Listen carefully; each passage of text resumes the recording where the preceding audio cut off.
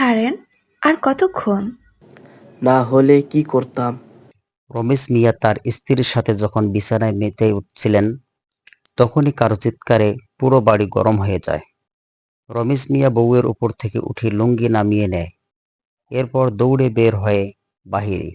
রমেশ মিয়ার বউ নিজেও শাড়ি ঠিক করে বেরিয়ে আসেন। ওনারা বের হতে হতে বাড়ির আরো লোকজনও বের হয়। সবাই নিজেদের সাথে নিজেরা বলাবলি করছে, কার চিৎকার হতে পারে তা। আচমকা একটা ছেলে বলে, চিৎকার তো ইমাম সাহেবের মতো শুনেইছে। ছেলেটার কথা শুনে সবার মাথায় এতক্ষণে এলো যে ইমাম সাহেব এখন আজান দিতে আসার কথা। বাড়ির সবাই দৌড়ে যায় মসজিদের সামনে। মসজিদের সামনে আসতেই সবাই দেখে ইমাম সাহেব অচেতন অবস্থায় শুয়ে আছেন মাটিতে, এবং সবচেয়ে বড় কথা, মসজিদের সামনে একটা লাশের খাটিয়া, যে পালকি করে কবরে লাশ নেওয়া হয়। তবে পুরো খাটিয়ার উপরে একটা কালো চাদর দেওয়া, এতে বোঝা যায় না ভেতরে কি আছে। এত রাতে হুজুর লাশের খাটিয়া নিয়ে কি করছিলেন, সেটা সবার মাথায় প্রশ্ন ঢুকে যায়। তার উপর হুজুর জ্ঞান হারিয়ে কেন পড়ে আছে? ভাবনার মাঝে আচমকা নড়ে উঠে লাশের খাটিয়া। এমন দৃশ্য দেখে পুরো বাড়ির মানুষ চমকে উঠে। লাশের খাটিয়া নড়ার কারণ কি? ভিতরে কেউ আছে? তাছাড়া এলাকায় তো কেউ মারাও যায়নি। এই খাটিয়ে এখানে কিভাবে? সবার মধ্যে রমেশ মিয়া এগিয়ে যায়, দেখতে চায় খাটিয়াতে কি আছে।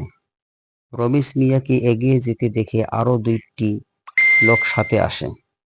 রমেশ মিয়া লাশের খাটিয়ার কাছে গিয়ে যখনই কালো কাপড়টা সরান, দেখতে পান একটা লাশ কাফনের মোড়ানো সেখানে। খাটিয়াতে লাশ থাকাটা অস্বাভাবিক কিছু না, কিন্তু এইভাবে এই পরিস্থিতিতে লাশ থাকাটা অস্বাভাবিক। রমেশ মিয়া হুট করে আবার পর্দা ঢেকে দিয়ে পিছনে চলে আসে। এদিকে কয়েকজন লোক যে ইমাম সাহেবের জ্ঞান ফিরিয়ে আনে। ইমাম সাহেব উঠেই বলে, তাড়াতাড়ি সিদ্দিক সাহেবকে ডেকে আনেন কেউ, এইটা একটা জিনের লাশ। ইমাম সাহেবের কথা শুনে বাড়ির লোকজন একটা চিৎকার মারে। মহিলারা দৌড়ে চলে যায় বাড়ির সামনে। উপস্থিত শুধু রমেশ মিয়া আর কিছু লোক। সিদ্দিক সাহেব হচ্ছেন কবিরাজ, জিন ভূত নিয়ে উনার অভিজ্ঞতা ভালো। রমেশ মিয়া সিদ্দিক সাহেবকে খবর পাঠান। বাড়ির কয়েকটা ছেলে গিয়ে উনাকে ডেকে নিয়ে আসেন। সিদ্দিক সাহেব লাশের সামনে এসে ইমাম সাহেবকে বলে, হয়েছে কি? সিদ্দিক সাহেবের কথায় ইমাম সাহেব বললেন, হুজুর, আমি ফজরের আজান দেওয়ার জন্য মসজিদে আসি। ওযু করার জন্য পুকুরের দিকে যেতে চাচ্ছিলাম, তখনই কবরস্থান থেকে কারো কথাবার্তার শব্দ শুনি আমি। পুকুর থেকে উঠে আমি যখন কবরস্থানের পাশে যাই, তখন দেখি সাদা পাঞ্জাবি পরিহিত কিছু লোক কবরস্থানের মাঝে। আমার বুঝতে বাকি রয়নি এরা কারা, কিন্তু বুঝার আগে একজন আমার পিছন থেকে বলে, আপনার জন্য অপেক্ষা করছিলাম, ওর জানাজা পড়িয়ে দিন। আওয়াজটা শুনে আমি পিছনে তাকাই, আর দেখি একটা লোক, সারা গায়ে সাদা পাঞ্জাবি, মুখটা ধবধবে সাদা। একটা সাদা আলো বের হচ্ছিল উনার দেহ থেকে। চোখ দুইটাই ভয়ঙ্কর রকমের সাদা, লাইটের আলোর মতো জ্বলছে। এই দৃশ্য দেখে আমি নিজেকে সামলাতে পারিনি, জ্ঞান হারাই। ইমাম সাহেবের কথা শুনে সিদ্দিক কবিরাজ সেই খাটিয়ার দিকে এগিয়ে যায়। কালো কাপড়ে মোড়ানো খাটিয়ার ভিতর থেকে সিদ্দিক কবিরাজ কিছু শব্দ শুনতে পাচ্ছে। শব্দটা এমন, মুখের মধ্যে কেউ পানি রেখে যদি মুখেই নিঃশ্বাস নেয়, ঠিক তেমন একটা শব্দ। এমন ঘর ঘর শব্দে কবিরাজ একটা আয়াত পড়ে সেই খাটিয়ার পর্দা সরিয়ে নেয়। এরপর দেখতে পায় কাফনের কাপড় মোড়ানো লাশটার মুখে লাল রক্ত জমে আছে এবং লাশটা নিঃশ্বাস নিচ্ছে। সিদ্দিক কবিরাজ বলতে লাগলো, আমরা আপনাদের ক্ষতি করতে আসিনি, এই লাশের জানাজা পড়ে কবর দেব, আমাদের সাহায্য করুন। কথাটা বলে সিদ্দিক কবিরাজ পিছনে আসে। রমেশ মিয়া সহ সব পুরুষকে বলে, সবাই অজু করে আসুন, উনার জানাজা শেষ করে ফজরের নামাজ আদায় করতে হবে। সিদ্দিক কবিরাজের কথা মতো সবাই অজু সেরে আসেন। নিয়ম মতো সিদ্দিক কবিরাজ জানাজাও শেষ করলেন। জানাজা শেষ করতে না করতে চারপাশে শুরু হয় ফজরের আজান। ইমাম সাহেব বললেন, আজান দিয়ে আসি, এরপর লাশের দাফন করা যাবে। ইমাম সাহেবের কথা শুনে সিদ্দিক কবিরাজ বললেন, আমিও সেটাই ভাবছি। আগে নামাজ। কথা অনুযায়ী সবাই মসজিদে যায়। ইমাম সাহেব আজান দেয় আর বাকিরা সুন্নত সালাত আদায় করে নিচ্ছে। ইমাম সাহেব নিজেও সুন্নত সালাত আদায় করে যখন বের হলেন, দেখলেন খাটিয়ে নেই। ইমাম সাহেব পেয়ে যান ভয়। সিদ্দিক কবিরাজও কিছু বুঝতে পারে না। রমিজ মিয়া বলল, লাশ কোথায় গেল? এখানেই তো ছিল। রমিজ মিয়ার কথায় সিদ্দিক কবিরাজ বললেন, হয়তো জিনরা নিয়ে গেছে। জানাজা তো হয়েই গেল, তারাই হয়তো দাফন করে দিবে। আসুন আমরা ফজরের নামাজ শেষ করি। 12 দিন পর এই ঘটনা পুরো এলাকায় বেশ প্রচলিত হয়ে যায়। যেমন একটা জিনের লাশ আসা, খাদিয়াতে মসজিদের সামনে থাকা, সিদ্দিক কবিরাজ জানাজা পড়া, এরপর খাটিয়ে গায়েব হয়ে যাওয়া। যদিও এই ঘটনা তেমন প্রকাশ পেত না, এসব নিয়ে আলোচনা করা ভালো নয়। ওই যে মহিলার টিম ছিল, ওরা তো সব দেখেছে। মহিলাদের পেটে কথা হজম তো কোনো যুগেই হয়নি। এই যুগে হবে কিভাবে? ওনারা আত্মীয়দের কল দিয়েও বলে, ভাবি জানেন কি হয়েছে? এরপর হিস্ট্রি বলা শুরু। এইভাবে পাশের বাড়ি, পাশের এলাকা, পাশের অঞ্চল সবখানেই এই ঘটনার কথা ছড়িয়ে পড়ে। এমনকি কেউ কেউ বলে বেড়ায়, চাচি গো, এই ঘটনা তো আমাদের বাড়িতে হয়েছে। অর্থাৎ যার মুখেই শোনা যায়, তাদের মুখেই ব্যতিক্রম বাড়ির নাম শুনে যাচ্ছে। মূল বাড়ির নাম গুজবে গেছে হারিয়ে। 12 দিন পর যখন চারিদিকে রটে যায় এই নিউজ, তখন রমিজ মিয়ার এলাকায় ঘটে আরো একটি দুর্ঘটনা। রমিজ মিয়া সহ এলাকার কিছু লোক দোকানে আড্ডা দিচ্ছিল। সময়টা বর্ষার, আকাশটা মেঘের ছায়ায়, রাতটাকে আরো অন্ধকার করে দেয়। দোকানের আড্ডায় হয়ে যায় রাত।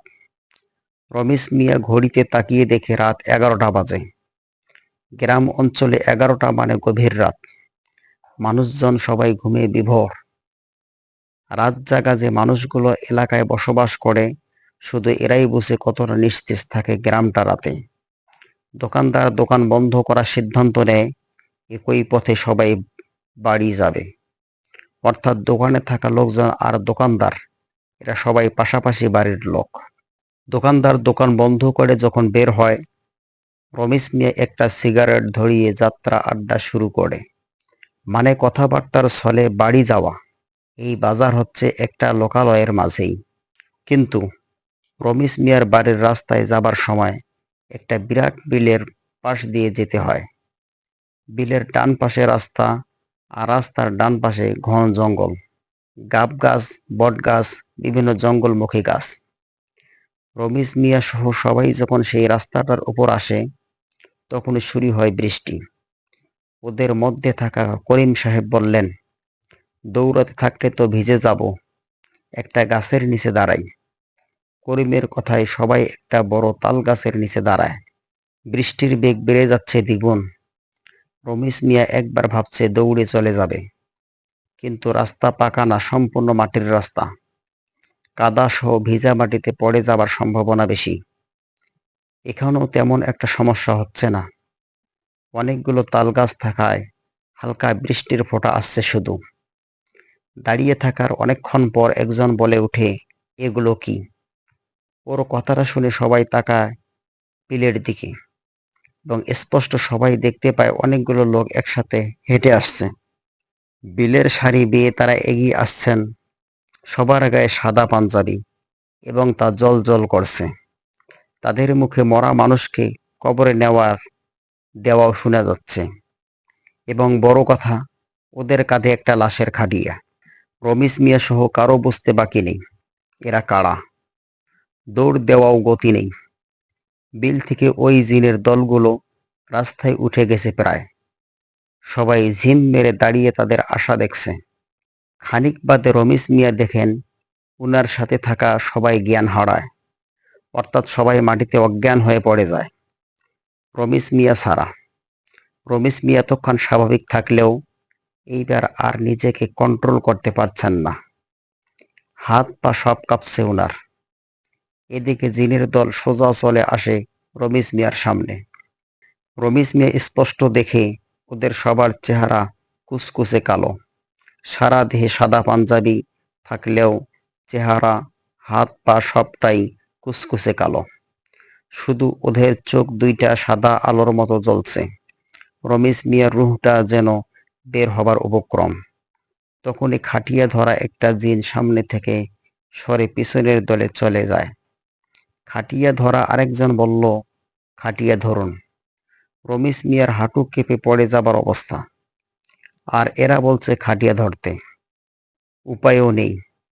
এসব ভাবনার মাঝে সামনের খাটিয়া ধরা লোকটা আবার বলে, আমাদের এই জিন বজ্জেন, ওর দাফন আমরা করতে পারবো না, আপনি আমাদের সাহায্য করুন। রমেশ মিয়া বুঝছেন রমেশ মিয়া বুঝেছে যে উনার সাহায্য করতে হবে, কিন্তু এরা জিন, তাও এমন ভয়ঙ্কর চেহারা, এদের সাহায্য কি করব? মনের মধ্যেই তো সব ভয় খেয়ে ফেলছে। আচমকা রমেশ মিয়া খেয়াল করে তার দুইটা পা হাঁটতে শুরু করে। মানে রমেশ মিয়া নিজে থেকে হাঁটতে যাচ্ছেন না, নিজে থেকে দুইটা পা যেন খাটিয়ার দিকে যাচ্ছে। শেষে উপায় না পেয়ে রমেশ মিয়া পায়ের সাথে তাল মিলাতে থাকে। এইবার অনিচ্ছা সত্ত্বেও যে খাটিয়ে ধরলেন। জিনের দলগুলো আবার বলতে থাকে, আশহাদু আল্লাহ ইলাহা ইল্লাল্লাহু ওয়াহদাহু লা শারীকা লাহু ওয়া আশহাদু আন্না মুহাম্মাদান আবদুহু ওয়া রাসূলুহু। রমেশ মিয়া বুঝেন এরা শাহাদাত পাঠ করছে, তাই উনিও কালিমায়ে শাহাদাত উচ্চারণ করতে করতে এগিয়ে যান। 3 মিনিট পর রমেশ মিয়া বুঝেন জিনগুলো ডান পাশের জঙ্গলে ঢুকে যাচ্ছে। যেহেতু রমেশ মিয়া নিজেও খাটিয়ে ধরে আছেন, তাই ওরা যেদিকে খাটিয়ে নিচ্ছে রমেশ মিয়াকেও সেদিকে যেতে হচ্ছে। রমেশ মিয়া জঙ্গলের দিকে তাকিয়ে দেখে ভিতরে যে বড় বড় বটগাছ আছে সেদিকেই যাচ্ছে এরা। চারপাশে বৃষ্টি পড়ছে, ঝিরঝির করে, ব্যাঙ ডাকছে, আকাশে বিজলি চমকাচ্ছে। এই পরিবেশে জিনদের সাথে জঙ্গলে যাচ্ছে রমেশ মিয়া। মনে যদিও ভয় আছে, কিন্তু উপায়ও নেই। হাঁটতে হাঁটতে একটা সময় বটগাছের নিচে চলে আসে সবাই। রমেশ মিয়া বুঝে যান এরা খাটিয়া নামাবে, তাই রমেশ মিয়া নিজেও খাটিয়া নামায়। তখনই তাদের মধ্যে সবচেয়ে বড় এবং ভয়ানক জিন এসে বলে, চারপাশে বৃষ্টি পড়ছে ঝিরঝির করে, ব্যাঙ ডাকছে, আকাশে বিজলি চমকাচ্ছে। এই পরিবেশে জিনদের সাথে জঙ্গলে যাচ্ছে রমেশ মিয়া। মনে যদিও ভয় আছে, কিন্তু উপায়ও নেই। হাঁটতে হাঁটতে একটা সময় বটগাছের নিচে চলে আসে সবাই। রমেশ মিয়া বুঝে যান এরা খাটিয়া নামাবে, তাই রমেশ মিয়া নিজেও খাটিয়া নামায়। তখনই তাদের মধ্যে সবচেয়ে বড় এবং ভয়ানক জিন এসে বলে, কবর খুঁড়ুন। রমেশ মিয়া হা করে তাকিয়ে আছে। না আছে কোনো কোদাল, আর না কোনো যন্ত্র। খালি হাতে কবর খুঁড়বে কিভাবে, সেটাই ভাবছে। ভাবনার মাঝে জিনটা গভীর স্বরে আবার বলতে লাগলেন, বটগাছের নিচে একটা কোদাল রাখা আছে, আপনি শুরু করতে পারেন। রমেশ মিয়ার কলিজায় যেন এইবার পানি আসে। বৃষ্টির কারণে শরীর গেছে ভিজে, হাত পা থরথর করে কাঁপছে ঠান্ডায়। তবুও মনোবল ঠিক রেখে রমেশ মিয়া গেলেন কোদাল হাতে নিতে। নিরিবিলি এই স্থানে সাদা চোখওয়ালা সব জিন তাকিয়ে আছে রমেশ মিয়ার দিকে, তাও এক দৃষ্টিতে। রমেশ মিয়া কোদাল হাতে নিয়ে ওখানেই শুরু করে কবর খনন কাজ। কিছুক্ষণ কবর খনন করার পর রমেশ মিয়া বুঝে যান জিনেরা নামাজ পড়ার জন্য দাঁড়াচ্ছে। জায়নামাজের সারি বানাচ্ছে। রমেশ মিয়া ভয়ে কাতর হয়ে মাটি খুঁড়ে যায়। যদিও এটি কল্পনা করাও মারাত্মক, তবু হচ্ছে রমেশ মিয়ার সাথে এমন। কুল কিনারা না পেয়ে এটি করতে বাধ্য।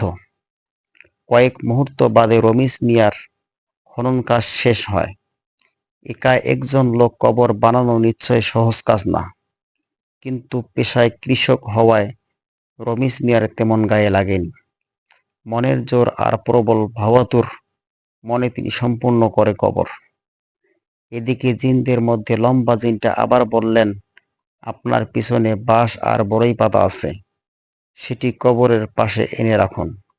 রমেশ মিয়া পিছনে ঘুরে তাকিয়ে দেখে সত্যিই বাঁশ কেটে রাখা হয়েছে, একদম সাইজ করা সব। জিনদের কর্মকাণ্ড অবাক করার মতো তেমন কিছু হয়নি। যেহেতু তারা অলৌকিক শক্তির মালিক, এইটুকু তাদের হাতের ছুটকির সমান। কিন্তু কবর কেন রমিজ মিয়ার হাতে করালেন, এটি রমিজ মিয়া ভেবে পাচ্ছেন না।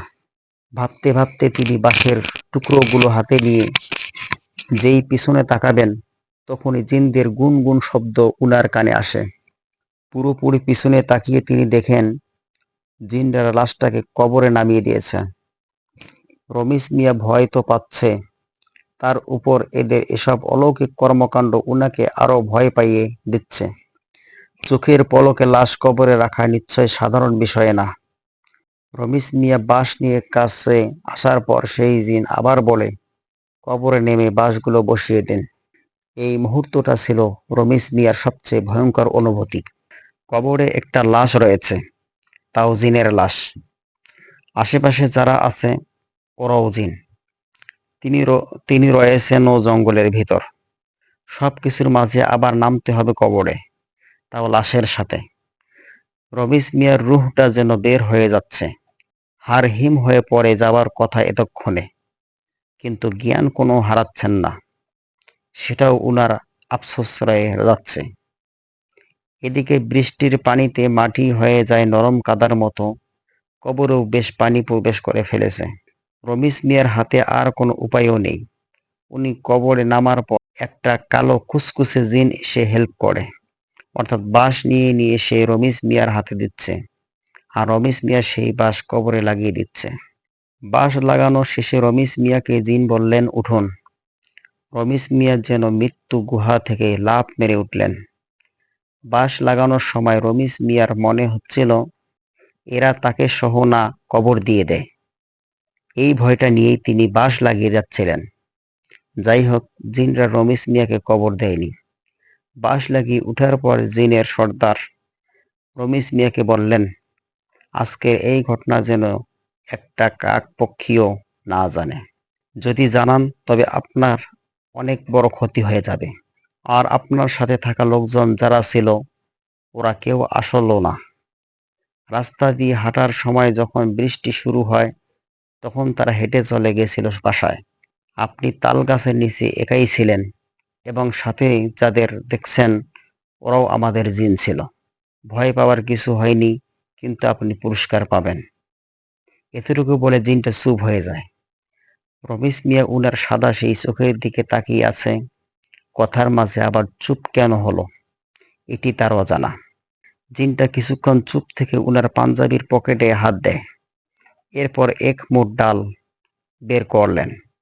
রমিজ মিয়া অবাক হয়ে তাকিয়ে আছেন সেদিকে। আগেই বলেছিলাম জিনদের চোখ জল জল করে জ্বলছিল, তাই কিছুটা আলো ছড়াচ্ছে এই অন্ধকারেও। জিনটা সেই ডাল রমিজ মিয়াকে নিতে বলে। রমিজ মিয়া 2 হাত উঠিয়ে সেই ডাল নিজের হাতে নেয়। জিন বলে, এই ডাল আপনি আপনার ফসলে সারের মতো প্রয়োগ করবেন, তবে ধান গাছেই করবেন, অন্য ফসলে না। এরপর দেখতে পাবেন আপনার পুরস্কার। কথাগুলো বলে জিনটা আবার চুপ হয়। রমিজ মিয়া উনাকে সালাম দিয়ে বলে, তাহলে এইবার আমি বাড়ি যাই। জিন মাথা নাড়িয়ে যাবার অনুমতি দেয়। ডালগুলো শার্টের পকেটে রেখে রমিজ মিয়া কোনোভাবে জঙ্গল থেকে বের হয়। এরপর পকেট চেপে ধরে এমন জোরে এক দৌড় লাগায়, এমন দৌড় হয়তো তিনি জীবনের প্রথম দিচ্ছেন। পিচ্ছিল মাটি আর কাদার কথা উনার মাথাতেই নেই, উদ্দেশ্য বাড়ি যাওয়া। পরের দিন সকাল। রমিজ মিয়ার গায়ে অনেক জ্বর। উনার স্ত্রী সেবা যত্ন করে যাচ্ছিলেন। রমিজ মিয়ার বন্ধুরা এসে জিজ্ঞেস করলেন, উনার স্ত্রী বলে, ভোর রাতে পাগলের মতো কোথা থেকে যেন ছুটে এলো। এরপর ভেজা শরীর নিয়ে রুমে যায় আর কাপড় বদলায়। তারপর আমাকে কিছু বলতে এসে জ্ঞান হারায়। এখন দেখি গায়ে জ্বর প্রচুর, কথা বলতে পারছেন না। সেদিনের পর রমিজ মিয়া প্রায় 3 দিন অসুস্থ ছিলেন। 3 দিন পর সুস্থ হয়ে উনি স্ত্রীকে না বলে বের হয় ঘর থেকে।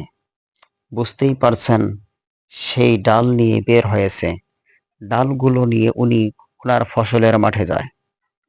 ক্ষেতের সামনে দাঁড়িয়ে রমিজ মিয়া আল্লাহর নাম নিয়ে সব ডাল ফসলে ছুঁড়ে মারলেন। তখনই উনি দেখলেন সবগুলো ডালের আকার ডাবের মতো হয়ে গেছে, আর প্রত্যেকটা ডাব স্বর্ণের। রমিজ মিয়া এমন দৃশ্য দেখে পুরো হতবাক। ডাল কিভাবে ডাব হয়, আবার তাও স্বর্ণের? একবার ভাবছে স্বপ্ন দেখছে, আবার ভাবছে জিনদের উপহার। কি করবেন নাকি করবেন না? পাগল হবেন নাকি স্বর্ণ নিবেন? ভেবে ভেবে উত্তেজিত হয়ে যাচ্ছে রমিজ মিয়া। এতগুলো স্বর্ণের গোলা দেখে উনি যেন এক প্রকার পাগলামি শুরু করেছেন, তাও একা একা। কিছুক্ষণ লাফালাফি করে রমিজ মিয়া ফসল থেকে সবগুলো স্বর্ণের গোলা কুড়িয়ে নেয়। যেহেতু বাড়ির পেছনেই এই ফসল, তাই দেরি করেনি। এক দৌড়ে বাসায় গিয়ে বউকে বলে, তাড়াতাড়ি বস্তাটা নাও, আমরা জমিদার হয়ে গেছি। রমিজ মিয়ার কথার কটাও বুঝতে পারলেন না উনার স্ত্রী। কথা মতো তিনিও বস্তা নিয়ে আসে। রমিজ মিয়া তার স্ত্রী সহ চলে আসে ফসলের মাঠে। এইবার রমিজ মিয়ার স্ত্রী পাগল হয়ে যাচ্ছে। এতগুলো স্বর্ণের গোলা যে কেউ বাকরুদ্ধ হয়ে যাবে। রমিজ মিয়া সবগুলো বস্তায় ভরে স্ত্রী সহ ঘরে নিয়ে আসেন। রুমে এসেই রমিজ মিয়ার খুশিতে আর থাকা যাচ্ছে না। হাসতে হাসতে তিনি বললেন, জিনদের উপহার এত বড় হবে জানলে সেদিন আরো মন দিয়ে কাজ করতাম। শুধু শুধু ভয় পেয়েছি। এখন থেকে আর আমাদের অভাব থাকবে না রোকেয়া। আমাদের এই ঘর ভেঙে ইটের ঘর বানাবো। জমিদারি করুম রে আমরা। রমিজ মিয়ার পাগলামি যেন বেড়েই চলেছে। এদিকে রোকেয়া এসে বলে, আস্তে আস্তে, কেউ জেনে গেলে সমস্যা আছে। কিন্তু জিনরা কেন তোমাকে এসব দিল? রমিজ মিয়াও তার স্ত্রীকে সেদিন রাতের সবটা বলে। এরপর দুজন মিলে কিছুক্ষণ আনন্দে মেতে উঠে বিছানায়। 1 মাস পর রমিজ মিয়ার বাড়ির কাজ চলছে। স্বর্ণ ভেঙ্গে ভেঙ্গে বিক্রি শুরু করছেন তিনি। অনেক বড় একটা জায়গা কিনে সেখানে এই বাড়ি। এদিকে কৃষক থেকে হয়ে যান ব্যবসায়ী। গায়ে দামি দামি জামা পরতেও দেরি করেনি। রমিজ মিয়ার যেন কপাল খুলে গেছে। কিন্তু ওই যে কথায় আছে, মাত্রাধিক সুখ কান্নার কারণ হতে দেরি হয় না। আরাম আয়েশে দিন কাটানোর মধ্যে রমিজ মিয়ার জীবনে নেমে আসে কালো অধ্যায়। উনি ঘুমাচ্ছিলেন। রাত প্রায় 12টা হবে। ঘুমের মাঝে রমিজ মিয়া দেখলেন একটা কালো কুচকুচে অবয়ব তাকে ডাকছে। চারপাশে কালো অন্ধকার। অন্ধকারের মাঝে এই কালো লোকটাকে তবুও বোঝা যাচ্ছে। সে কি যেন বলতে চাচ্ছে। রমিজ মিয়া ঘুমের মধ্যেই ভয়ে কাঁপতে থাকে। স্বপ্নে দেখেন কালো অবাইটাকে কেউ আচমকা টেনে নিয়ে গেছে এবং তৎক্ষণাৎ কেউ বলে ওঠে, তোকে বলেছিলাম কাউকে বলিস না এই রাতের ব্যাপারে। এখন আর তাকে আটকানো যাবে না। তোকে বলিদান দিতে হবে, অনেক বড় বলিদান দিতে হবে। এতটুকু দেখে এক লাফে উঠে বসেন রমিজ মিয়া। সারা গায়ে ঘাম, থর থর করে কাঁপছেন উনি।